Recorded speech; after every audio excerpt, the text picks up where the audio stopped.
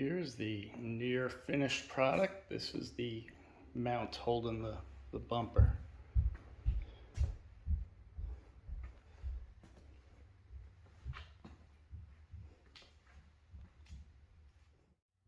So to mount the headlight grille assembly, I used a piece of, it's like a wall bracket channel, this piece here.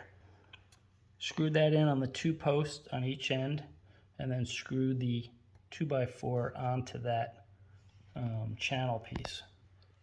So once again on this side you could see the other point where I mounted that channel. So here is a near final mock-up of everything, but I just realized one mistake. This joint here is backwards. This is not going to hold this piece in. Both of these pieces have to be turned upside down, and then it will lock in. Right now it's not going to lock in. So now I change those around so the angle is right. You can see this angle right in here. So this whole piece will fit in like that.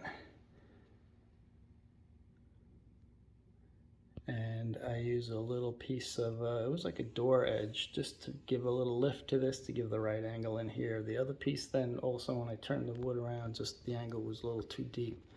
So let's just check. The angle here should be about 10 degrees. So we are just over 10 degrees, so I think we're looking pretty good.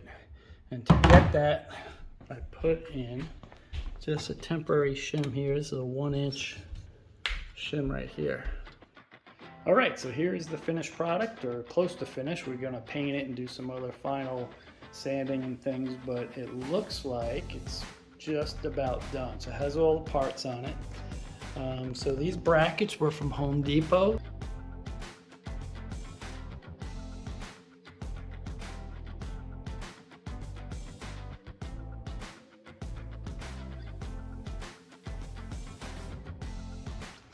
So these here are going to hold the grille and headlight assembly, and they will slide in. That will lock that in.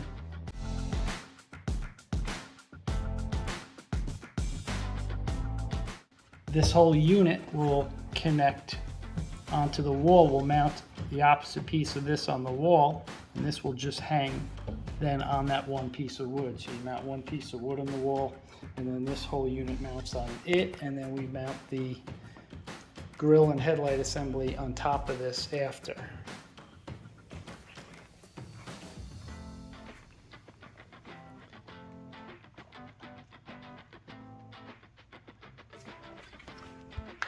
This piece in here is to hold the grille and headlight assembly, to keep the bottom end of it at the right elevation.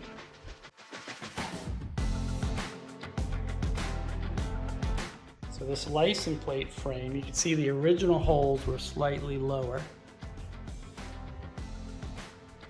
but I moved them up so that the license plate would be a little more vertical when it's mounted. Otherwise it really slants forward. On the top I wanted to put a bolt in to be stronger than just a screw going through a 2x4, because there's probably going to be a lot of pressure pulling this out. But one problem.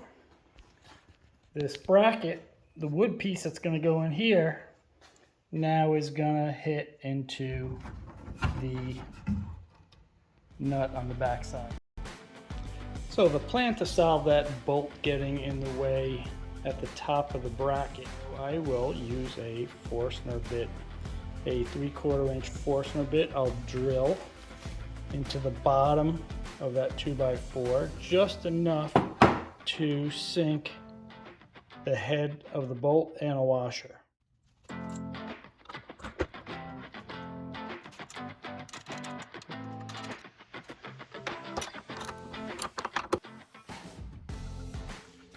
So this is the piece that will mount to the wall. We'll screw this in on the studs, and then this will feed right in. And this can slide probably about 6 inches each direction, so that if you want to center this someplace where it's not centered directly on the studs, you can do it. And that's one of the reasons I did it like this versus just screwing this right into the studs. This way we mount just one piece of the wall, and the other parts can mount to this easily and be taken off.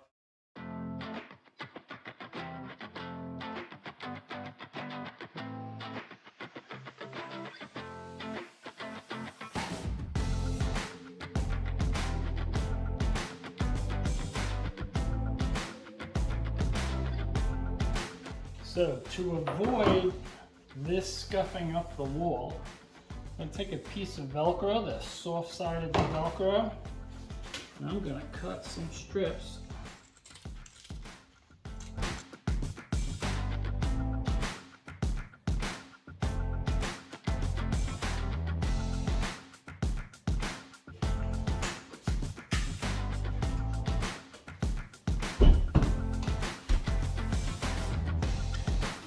And we can shift it. Oh, look at that. First time on the wall. Let's get the other part. Oh, look at this. Let's see how well this goes on.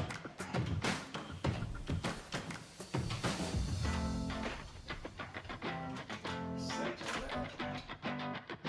Looks good. Ah, look at that.